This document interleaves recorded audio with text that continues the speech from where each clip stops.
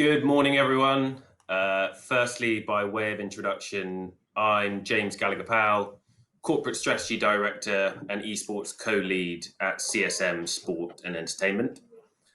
CSM are a global agency providing, among other things, brand advice for blue chips in the sports, esports, and entertainment space. Presenting with me today are Deb Scott-Bowden, who also co-leads on esports at CSM, and of course, Sam Cook from ESI, that I'm sure you all know. Earlier this year, CSM and ESI signed a partnership to help bring more brands and sports rights holders into the world of esports in the right way. And one area in particular that we've been fielding questions from is football clubs and other stakeholders from the world of football. Football clubs have long flirted with the esports space, and in 2020, we have more football clubs involved than ever before, each with its own ambitions and its own reasons for being there. Different football clubs have taken very different approaches with varying levels of success, and we're going to dive into some of this in a little more detail in the next 30 minutes. But first, I think it's important to ask why. Why do football clubs and esports even make sense at all? So the reasons are fourfold. Firstly, to attract a younger audience. Secondly, to globalize the club's brand. Thirdly, as a way to diversify future revenue streams. And finally, because of the easy first step into esports that FIFA and PES can provide. So, firstly, in terms of this younger audience, I'm sure that many of you have seen these stats before, but probably from a brand sponsorship perspective. So, why a brand should think about sponsoring an esports property over a traditional sports property. This shows the average age of viewer for the various different sporting leagues and where esports benchmarks against these. And I mean, this in itself provides pretty compelling reasoning for why a football club may want to get involved.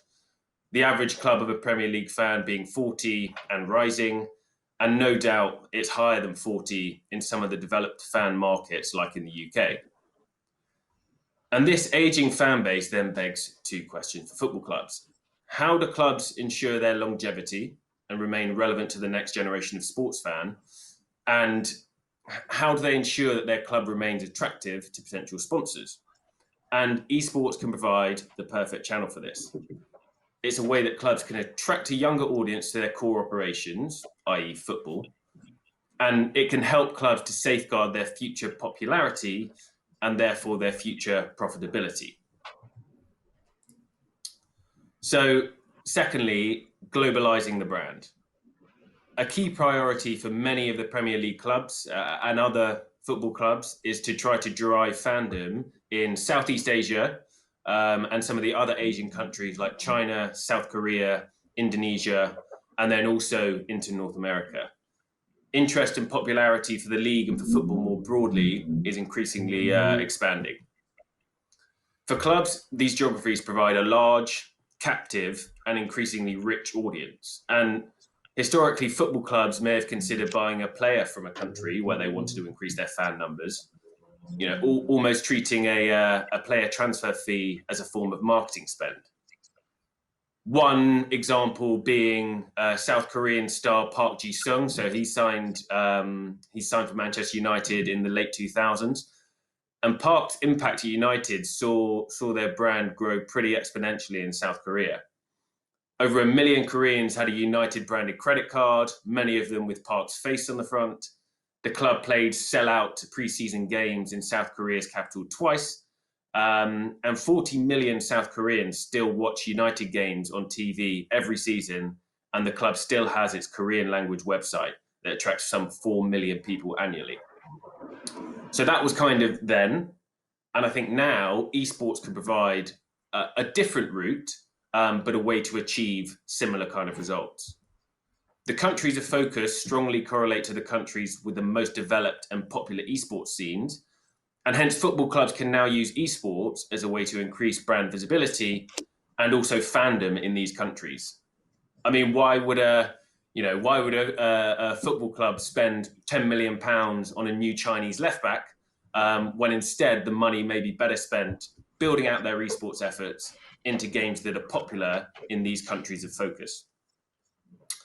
Thirdly, esports is a future profit center. So whereas the first two reasons are more an attempt to acquire more fans, esports can also act as a bit of a hedge against future decline in footballing revenues. The long-term bull view on esports is that it will have parallels with the growth in franchise value that we've seen in traditional sports over the last 20 years. We're expecting significant growth on all revenue streams across sponsorship, broadcast, merchandise. And buy-ins in the last few years for some of the major franchise leagues have ranged from 10 million to 50 million, which is a fairly similar price to where European football club valuations were 20 years ago. Now we're at a stage where more than 10 football clubs are worth over 1.5 billion, according to the latest Forbes figures. Obviously, esports teams are a long way away from those kind of valuations or comparably sized revenue streams.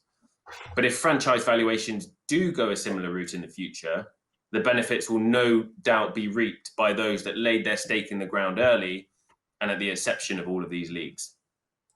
Finally, FIFA and PES provide clubs with an easy entry point into esports, and Debs will go into the world of esports for clubs in football-related titles a little later in the presentation.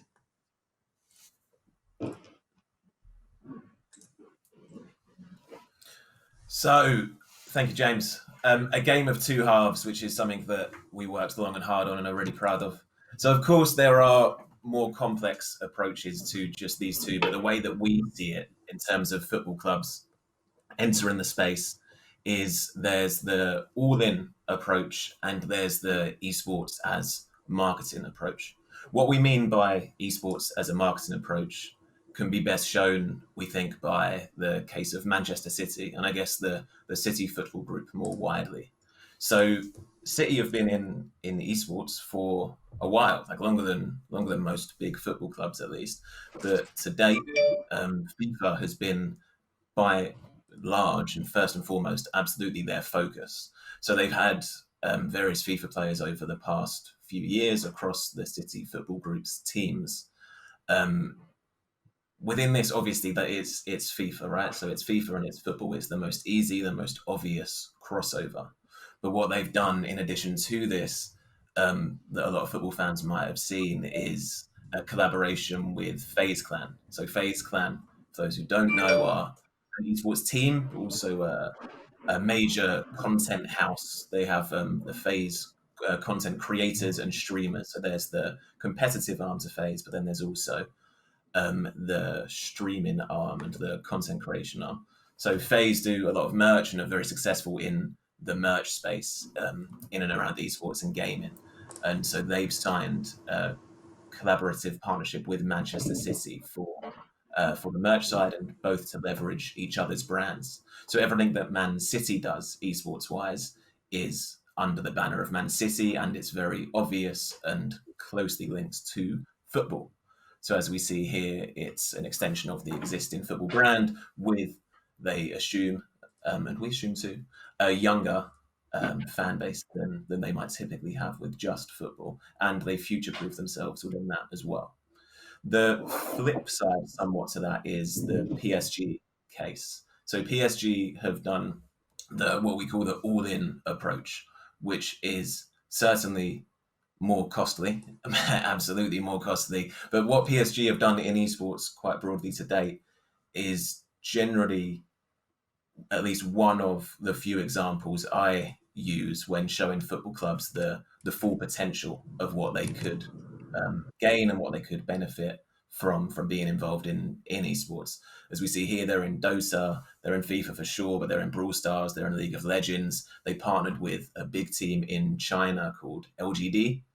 So they're expanding their own brand there. They've also partnered with Talon more recently to expand into the Southeast Asia region. And there was a brand showcase on that at this event on Monday, which anyone watching here can go and watch back as well whenever they'd like to. So this is, again, an attempt, of course, to future-proof the PSG brand, but also widen it in terms of demographics. And their push into China is obvious, and what they've done so far is for sure fantastic. And as James alluded to earlier, it's also going to be a future profit center in and of itself. I think on to the next one, James, if we can. Perfect. So the questions that football clubs are looking for the answers from. So which game should football clubs be looking at? Over the next few slides, we will look at football games, sports simulation, and non-football and sports games, the pros and cons, and who is doing what well. So to start with, we'll look at football games, the modest approach, some might call it, or the obvious approach. And the key decision here, or the first decision here that clubs have to make, is which game to adopt within football titles. So we have EA Sports, FIFA series, or Konami's Pro Evolution Soccer are very much the two front runners in this area. And there are a number of pros and cons with football simulation games in the industry. So from a positive perspective, real life football and esports football complement each other really well commercially. So the graphics in FIFA and PES provide clubs an additional output for their commercial partners. For example, Manchester United offering Adidas, Chevrolet, and Kohler brand visibility through FIFA gameplay is an additional form of exposure for those sponsors.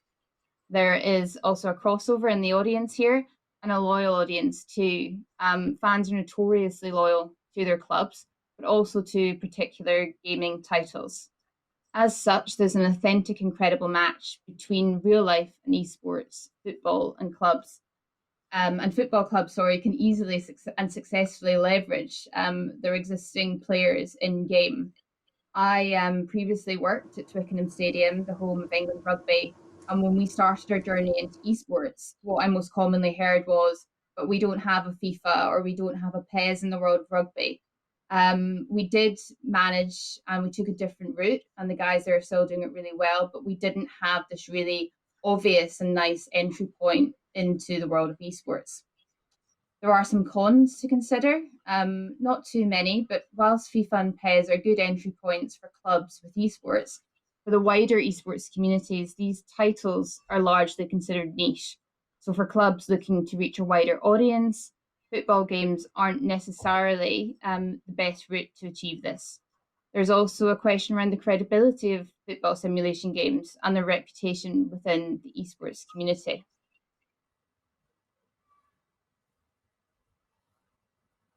So this takes us on to an interesting case study around the joint venture between Fnatic and AS Roma, launching a FIFA division in 2017.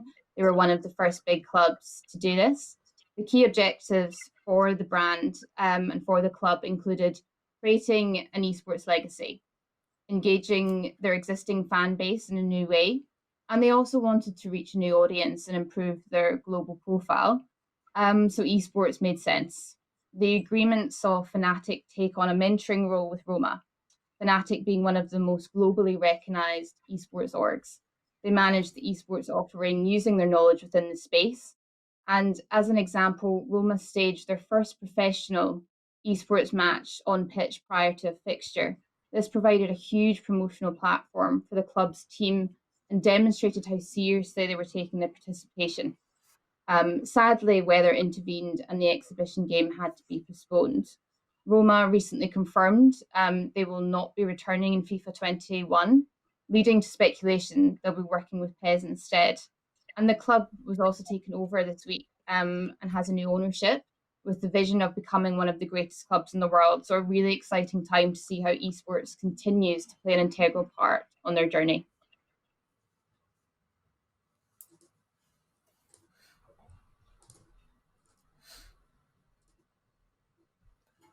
So the next step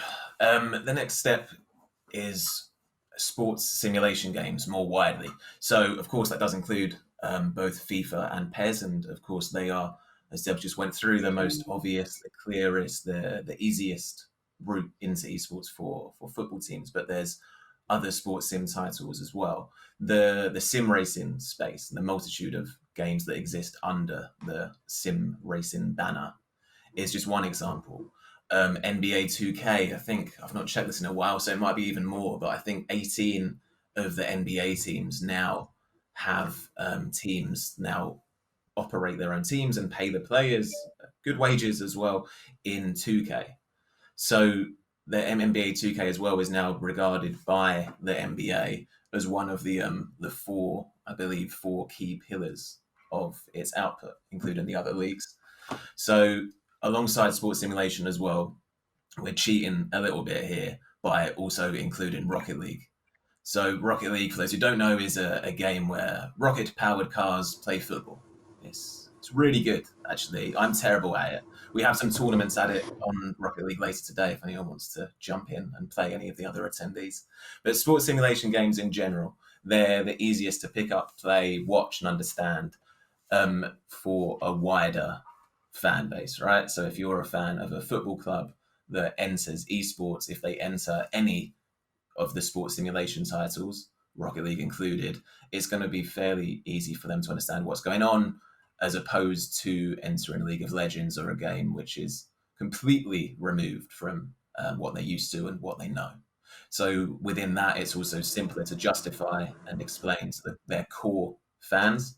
And that is, I think, the concern for football clubs entering esports often is down to a fear of upsetting their core fan base, right?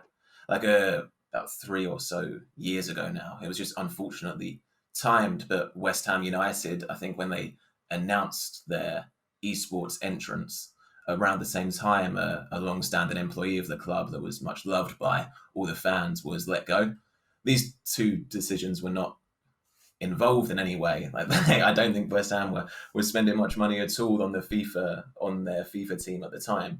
But there was a bit of an uproar and a bit of a backlash from fans. Had West Ham entered League of Legends or something completely alien to football and something that clearly was costing the club a lot of money, then I imagine that backlash would have been more significant.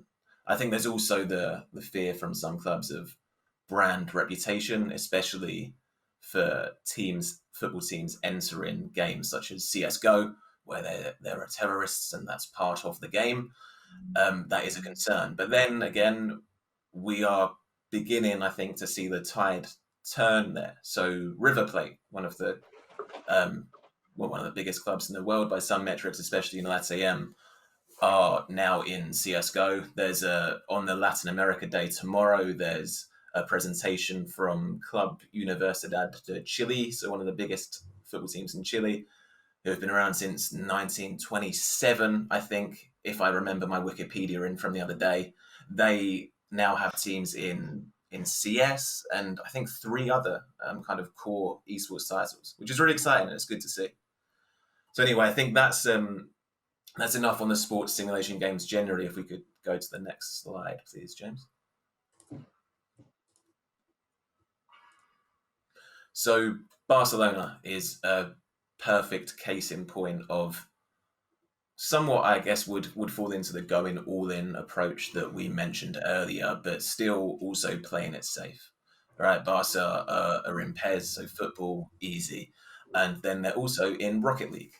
So Rocket League, they have the Rocket League Championship Series, in which Barca has been, I think, for 2 seasons now. That might be wrong, but Barca have now an established team, at least in the RLCS. So they don't do quite as well as they do in football. They haven't quite found the Messi equivalent in Rocket League, but they are in it, and it's under the FC Barcelona banner, which is notable as well because that expands their own brand. And there's another case of a football club entering esports under a different banner, which we'll go into later in this presentation. But I really like what Barca are doing in esports. I think it's a cool approach. I personally think Rocket League is the best one for teams to enter. PSG as well were in Rocket League before. Maybe they will come back, who knows? So the Rocket League ecosystem, competitive ecosystem, changed fairly recently, and it's now a lot more attractive to teams in terms of being able to monetize it, so on and so forth. So the hope, I'm sure, from the dev and everyone involved in Rocket League esports is that more football teams and more major esports teams will commit to it. But yeah, what Barca have been doing in that space is a very cool example for anyone that wants to look more into that.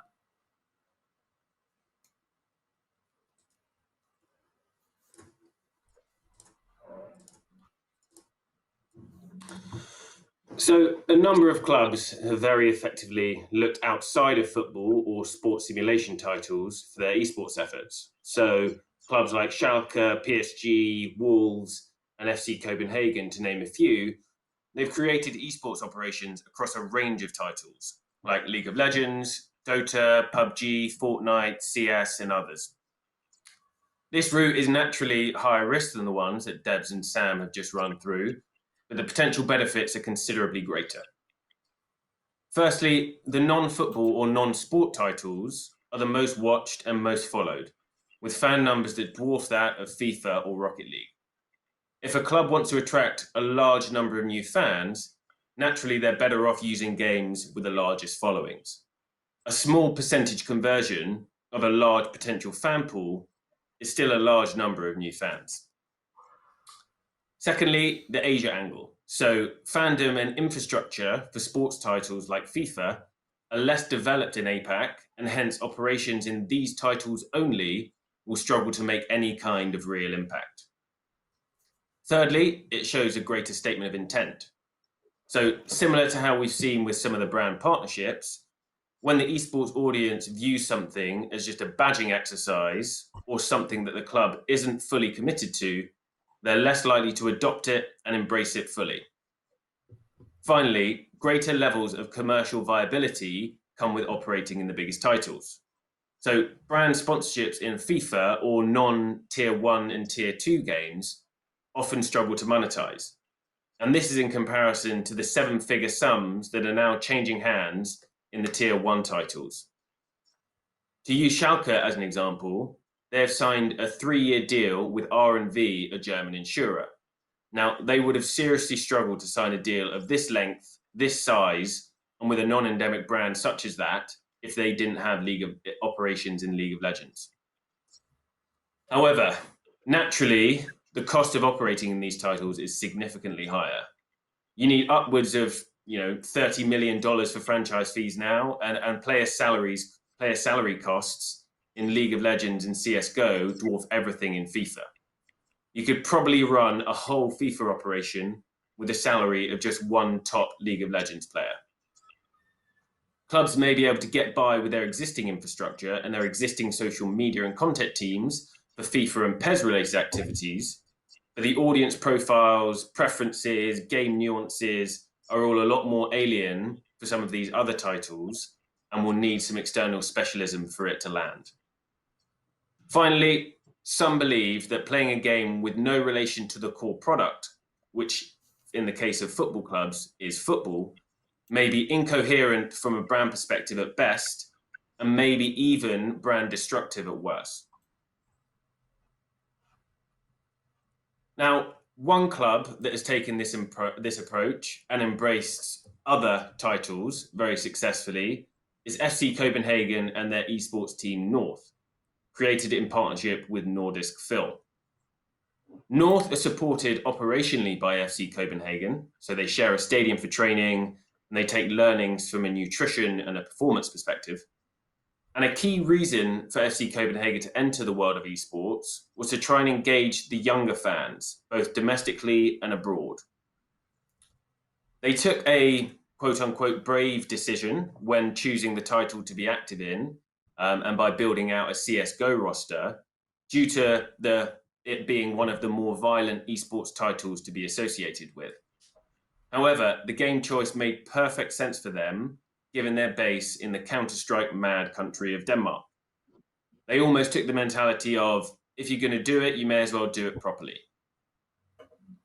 By all accounts, it's been a very successful new venture in terms of the following they've created, their competitive successes, and also their commercial track record as well. And as you can see from the photo here on the right, they've attracted Capgemini as their front of shirt sponsor. Key for Capgemini with this North sponsorship was how they could use the sponsorship as a recruitment tool for young prospective employees. And I think this is a very neat example and shows how esports operations for a football club, actually, rather than its football operations, can be the preferred destination for brand sponsorship money, given the audience profile of the esports fans and also the digital first way of reaching them that an esports sponsorship can provide.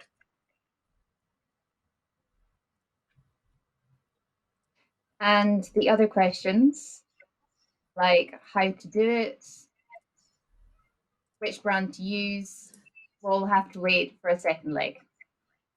I think if we've got any time, Sam, we're going to jump into some questions if we have time. We do. We've had a few come in.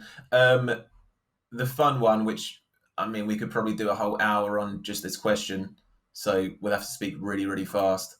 But is, what do you think traditional football clubs can learn from esports and vice versa?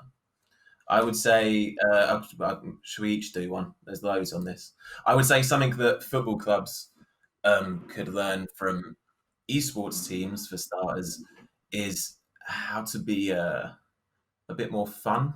I think on social media, right? Like if you look through esports social media channels, it's fun. They try to be funny. They don't take themselves too seriously, right? And that's a good thing. It's entertainment. I think you might look at most the most football clubs, major football clubs, their Twitter feed and so on and so forth is just like, we have signed this player. It is 1-0 to us, yay. And that's about it. And like esports teams are fun. The content flows quite freely. I think there's a lot more esports teams can do, as we've discussed a lot, the three of us, in terms of building their own unique brand and actually representing something and standing for something. Like FlyQuest is a great example of that. Similarly, like St. Pauli, the German football team, are a great example in the footballing world. But what can football teams in general as a whole learn from esports teams? Yeah, like don't take yourself so seriously. Like it's entertaining, it's fun. Engage your fan base in different ways. Yeah, I think actually that last point just touched on exactly my thoughts on it. I think it's how esports teams and esports clubs are engaging, and leagues, with their audience and the fans. And I think we have to really look at that because it is the generation that we all want to hit. And they're coming through and they're showing us that, that's how they now like to engage. It's how they like to follow their favorite teams, their favorite esports athletes. I mean, why shouldn't it be the same for their favorite footballers or whatever sport it might be, actually? Yeah. And I would say flipping it round from what can esports learn from football? Well, there's loads. I mean, the traditional model of football and how it's run and the success of it, I think from a team perspective is really something that esports could look at massively. I think there's a huge amount of potential within esports teams. And right now, you don't have that sense of tribalism that you have within traditional football. So I think building a fan base, it's something that we see Excel do very well from a League of Legends perspective, being a homegrown British team, and they're slowly doing it, but my goodness, are they making leaps and bounds there? I think that's an area that certainly in esports can look at replicating from a traditional angle. I think James is having issues with sound, so it might just be me and you for the questions. James, can you hear us? All right. So it's only 2 minutes anyway. We'll just look at him. It's fine. There was one more to go through. Do you think it's better for football clubs to start an esports division like North, like what FC Copenhagen have done with North, or enter esports as they are? So I guess they enter esports under their own color and banners and such, right? I think for me, it completely depends on what your aims are with it and what games you're entering. I personally think the reason FC Copenhagen entered as North, the main reason at least, was CSGO is massive in Scandinavia and in Denmark, where they call home. As I think I went through a little bit earlier, CSGO, for obvious reasons with terrorists and such, is a bit scary, and it's a bit of a brand risk for major football clubs. For a lot of brands as well. A lot of big brands won't touch CS. I mean, a lot do, but a fair few scared off by it because they don't want to upset their core fans, supporters, customers, whoever. So I think that's why FC Copenhagen entered as North, because they realized if they went into esports, they should really do CS:GO at least as one of their titles. And that's not to say that North still don't benefit fully from being involved in FC Copenhagen with them. They don't hide it as such. Like if you're a North fan, you know that connection, and so maybe that strengthens your ties or creates ties to the football club as well. And North use the facilities and so on and so forth, so they still very much benefit from it. But yeah, I'd say each case is completely different, and it depends on what you want to do. Like PSG obviously expanded into China and wanting to expand and become the biggest football team in the world. There's a reason that they entered as PSG, right? And as everything they're doing is under the PSG banners. Yeah. I completely agree. I think it all depends on what your objectives are and why you're entering into the space. And I'm a big fan of both models. I think both can work for clubs. And I would say, even if you start under the club name, it doesn't mean that you then can't expand and evolve into bringing on a Fnatic or replicating what North have been doing. So yeah, it depends on the objectives, how long your plan is. Is it 1 to 5 years? There's low. I mean, it's a strategy in itself. But both models have proven to be very successful for different clubs. For sure. I think I'm told we have to leave it there. But anyone with more questions can get in touch. And like closing statements. Oh, James has gone orange. That's cool. And closing statements would be, from me at least, just something to think about, is that I personally think there is esports is viable for any football club, whether you're Carlisle or any League One club, whatever, all the way up to the biggest teams in the world. Like it can be just to better activate and engage with your local fan base, like, in that town, or it can be all the way to trying to expand your team and brand into China, into Japan, into wherever else. But anyway, thank you, Debs and James, for joining me, and thank you everyone Thanks, for listening to us. Thanks, guys.